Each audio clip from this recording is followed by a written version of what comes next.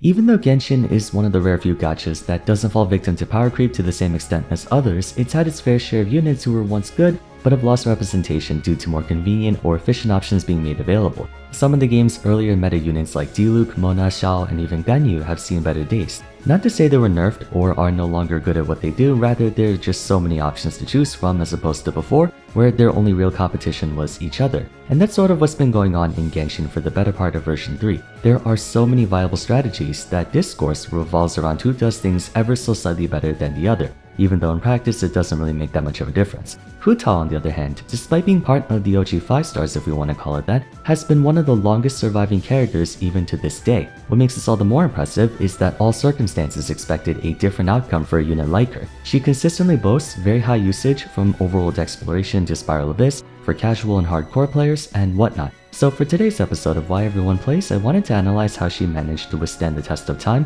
when so many of her peers couldn't. I'd argue a big part of that being experiential, not just statistical. If you've been keeping up with my recent Why No One Plays videos, you've likely noticed a recurring theme among many of them. That is, times have changed. What they're good at isn't as much of a priority anymore in this day and age. By no means does it negate their usability, but like I said earlier, with so many options now, players have become more picky about who they want to use, even though realistically what worked before still works today. Hu Tao's enduring history could also be attributed to circumstance, only unlike the Why No One Plays characters, her kit and playstyle were adaptable enough to at the very least not be negatively affected by the gradual shift in player expectation. She was the first non-niche DPS character widely accessible to players, and that carries a lot of equity in terms of player loyalty. Of the initial 5 stars in version 1, the title of Big Dumb Damage would have gone to either Diluc or Kuxing, most likely the former. Every gacha has a handful of units that are your all-purpose damage dealers, the benchmark if you will. Thing is, it wasn't easy to get your hands on Diluc outside of being lucky with him on the standard banner. As you continued through early version 1, the 5 stars you received were Venti, Klee, Child, Zhongli, Albedo, Ganyu, Xiao, and then Hu Tao. Venti and Klee were both spectacular damage dealers, but their ranged weapon types are more of an acquired taste, and not widely appreciated by all players. Not to mention Venti's almost exclusive multi-target usage and Klee's uncomfortable attack animations. Child was a bow user, but had the option to switch to melee, although given that he could only access this for a period of time, that got in the way of him seeing widespread use. Neither Zhongli nor Albedo could be used as main damage dealers, and though Ganyu was a very popular addition to the game, she was once again a bow user, and some people couldn't get used to her aim shot playstyle, only using her out of necessity. Xiao would be the first melee-centric main damage dealer, but even he would be an acquired taste as his gimmick was based on punching attacks, another somewhat unexplored awkward playstyle that wasn't everyone's cup of tea. Then we arrived at Hu Tao, another polearm fighter, and the first character since Diluc to be acknowledged as a big dumb damage unit, only she was far superior than her fellow pyro unit when comparing numbers to numbers. Moreover, she was the first universally acquirable big dumb damage. It didn't take a very long time for people to notice that polearms were one of if not the best weapon type in the game, by nature of having the same attack speed as swords with a bit more range. Great swords have far better area coverage, but at the cost of too much speed, while bows had long delays in between attacks if you're using aim shots and could only hit a single target if using normals. Catalysts were by far the worst weapon type for many reasons. Hu Tao's attack style was easy for players to get around, and though she had fluctuating power spikes not unlike Child, the downtime in between was short enough to not result in a clunky character, with the trade-off in power being more than worth it. Coinciding with the early dominance of Pyro, Hu Tao became the statesman of the once best element, setting the gold standard for 5-star on-field damage for the remainder of version 1 and well into version 2. She would maintain that position uncontested until the start of version 2, where the long-awaited Ayaka was finally released, the next big dumb damage character.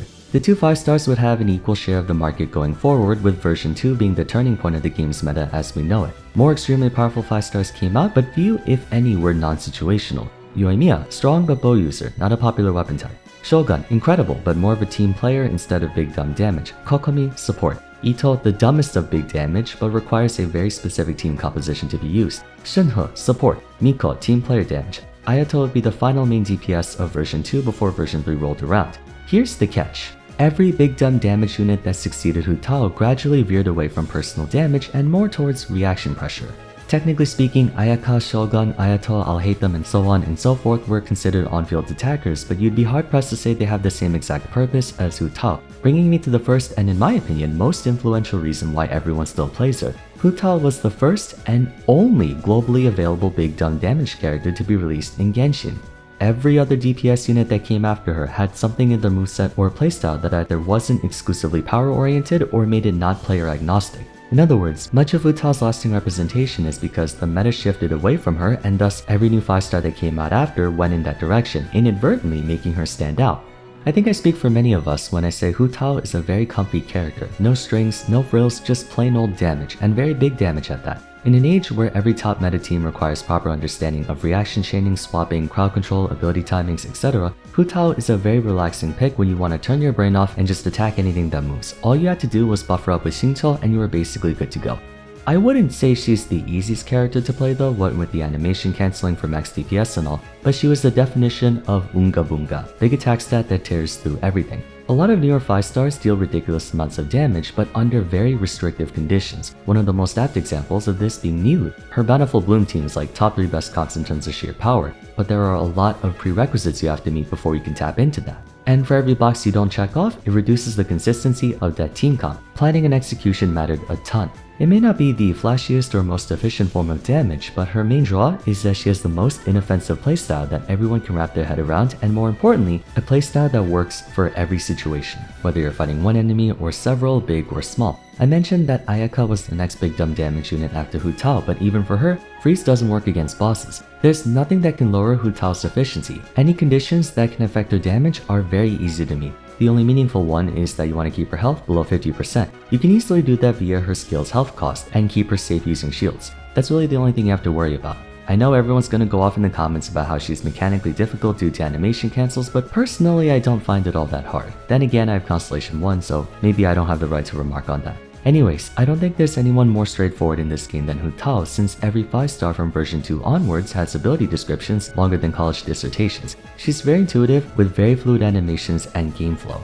Being the only choice of that kind of playstyle lends a ton of credence to a unit's popularity, since they effectively have no competition.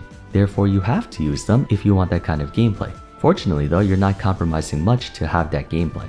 When Hu Tao first came out, she was broken, like absurdly broken. She had version 2 levels of power in version 1 when it came to scaling and base numbers. With sufficient max health, casting Guide to Afterlife would skyrocket her attack stat from 1000 to 3000, instantly putting her in a weight class above every other unit at the time, with the only exception being Noelle. But unlike Noelle, Hu Tao could boost her power even further with reactions, and she had the perfect elemental burst to do just that.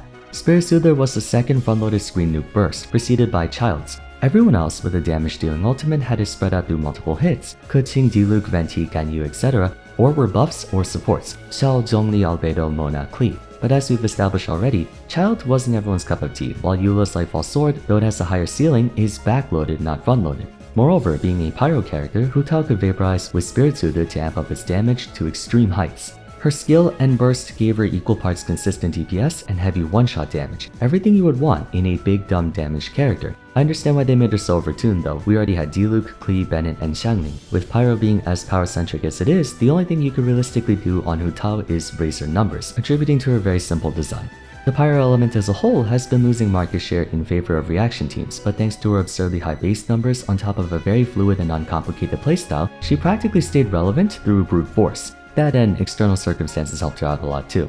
Hu Tao managed to survive most of early version 2, but midway through, it was getting increasingly more difficult for her to compete with the now prevalent meta teams like Ayaka Freeze, Taser, Raiden National, Ayato Carry, and even Mono Geo to a lesser extent. If things continued as they did, she would have fallen off at that point.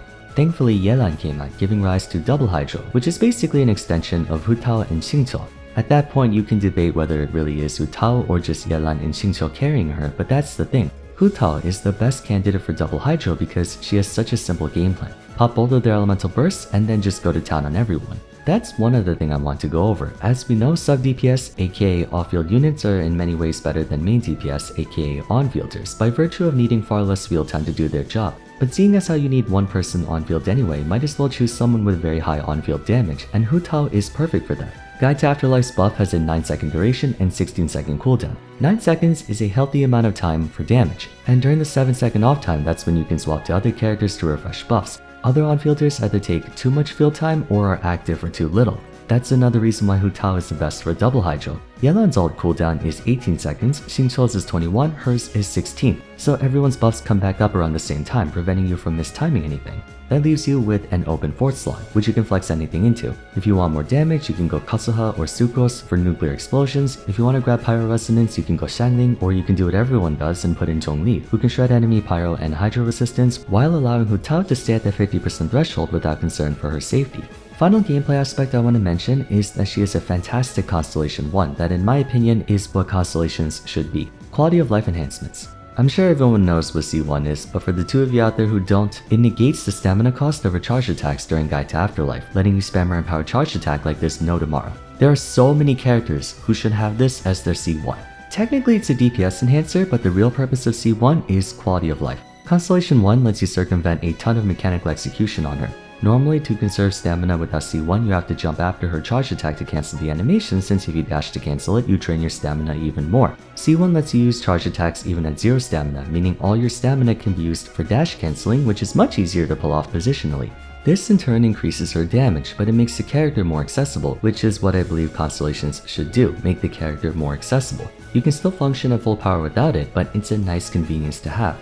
I suppose, for lack of a better analogy, Hu Tao is like the Charizard of Genshin Impact. Are there stronger Pokemon like Salamence, Metagross, and Tyranitar? For sure, but they're a pain in the ass to level up. Charizard is popular because he's reliable, relatively easy to get going, great stat line, and type coverage, just about everything you can expect from a DPS-oriented Pokemon. As time passes and more Pokemon come out, the game may slowly get more and more sophisticated and saturated, but when in doubt, you can always rely on Charizard. That's how I assume many of you see Hu Tao. She's someone you can count on. This may be an unpopular opinion, but I actually find myself using her more often nowadays than back then. I enjoy using other teams, especially ones with Nahida, but there are days where I don't feel like having to construct a new team for Spiral Abyss or something and just want to speedrun it through with Hu Tao Double Hydro. She does a crap ton of damage in a very one-dimensional way, and that can be pretty refreshing, especially in light of how crazy every new unit's descriptions are these days. Sometimes if a character becomes too complex, it actually hurts their play rate even if they can achieve better results, since as you know, gamers are lazy.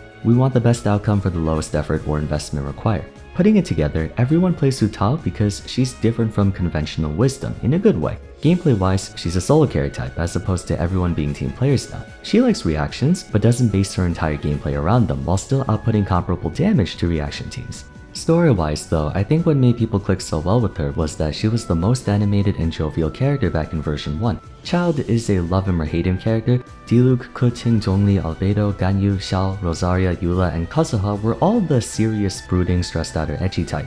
And in comes a whimsical, warm, friendly, somewhat creepy character whose demeanor belies a very competent, strong, intelligent, and surprisingly thoughtful and considerate personality. She stands out a lot from Genshin's already colorful cast. It's kind of a trope in anime games where people in positions of authority are always the silent, brooding, or overly serious types. Compared to Ningguang, Zhongli, Keqing, Diluc, Jean, Eula, etc., Hu Tao is an absolute dork, but just like her character description says, her antics and eccentricity belies her role as the 77th director of the Wangshan Funeral Parlor, who treats the parlor's operations with utmost importance and holds funeral ceremonies with the highest dignity and solemnity. She's a derp, but not for the sake of comic relief, and knows when she has to be serious. TLDR, Gap Moe. Everyone loves Gap Moe. All of us went crazy for Keqing for being a tsundere Zhongli simp. Same thing with Hu Tao's personality. She has both character appeal and gameplay strength. More importantly, she was the majority of the community's first main damage dealer, therefore having a special place in everyone's hearts, while being good enough to still be worthwhile to use to this day. Hashtag Deity Gang. Hope you guys enjoyed the video. Let me know your thoughts on Hu Tao in the comments down below if you agree or disagree with my points. As always, it would be awesome if you could leave a like and subscribe. Don't forget to follow me on Twitter at Vars, join my Discord server, and check out my other Why Everyone Plays episodes if you haven't yet. But for now, thanks so much for watching, and I'll see you again soon in the next one. Take care.